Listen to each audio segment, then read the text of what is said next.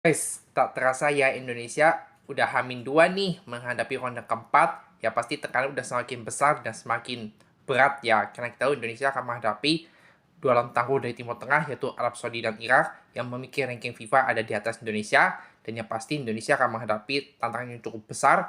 Dan kita tahu Indonesia ini ada jalan terbaik untuk meraih mimpi ke Piala Dunia.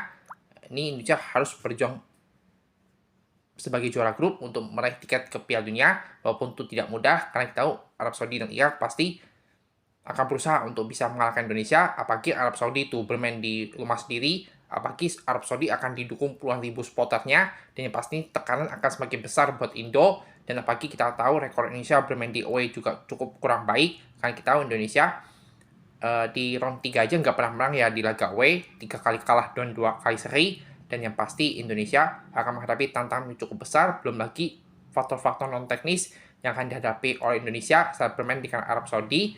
Dan yang pasti perjuangan Indonesia ini akan semakin dinanti oleh para penggemar, apakah Indonesia bisa lolos ke Piala Dunia atau tidak.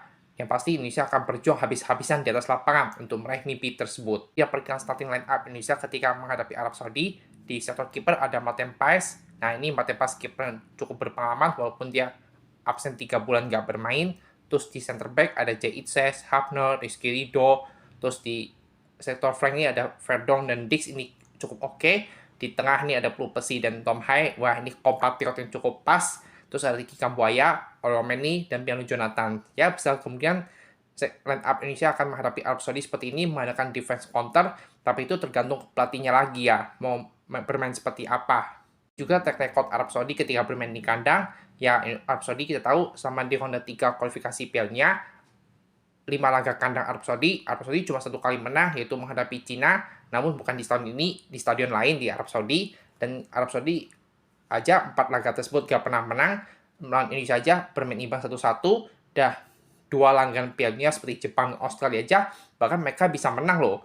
Bahkan sekelas Bahrain aja bisa menang imbang 0-0. Dan yang pasti ini jadi motivasi buat Indonesia, setidaknya curi 1 poin aja udah sangat bagus. Kalau menang tuh luar biasa banget ya. Karena pasti kita tahu ini tantangan yang cukup besar buat Indonesia untuk bisa mengejutkan Arab Saudi, entah menang imbang atau mengalahkan tuh pasti tugasnya cukup berat karena Arab Saudi berjuang habis-habisan, dan yang pasti Arab Saudi juga berniat untuk bisa membalaskan kekalahan waktu di ronde ketiga ya.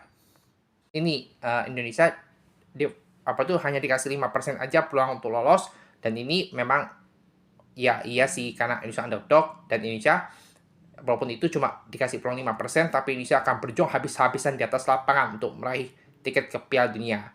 Kan optimis nggak Indonesia bisa lolos ke Piala